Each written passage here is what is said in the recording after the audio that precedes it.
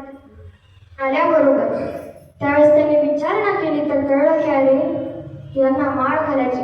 अहो कशाचा हट्ट केला हो आबाजींनी? वडिलांच्या गळ्यात माळ घालण्यासाठी ते मंदिरात थांबले. माळ घालण्याचा हट्ट केला.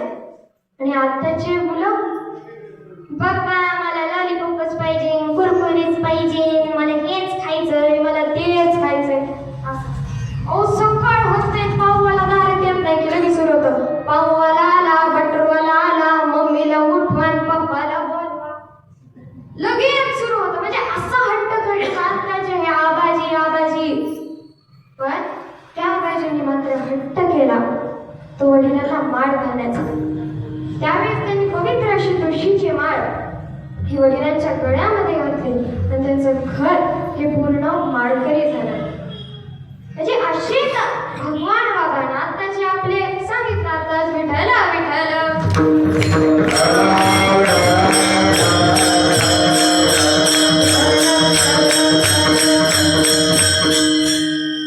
पुन्हा आपला नित्यक्रम आबाजी दररोज गाई गुरे आपले घेऊन सवंगड्यासोबत रानामध्ये जात. त्या ठिकाणी उमराचे दोडे त्यांची माळ ओवत ती गळ्यामध्ये घालत. अहो काही सवंगड्याच्या हातामध्ये दगड देत काय टाळ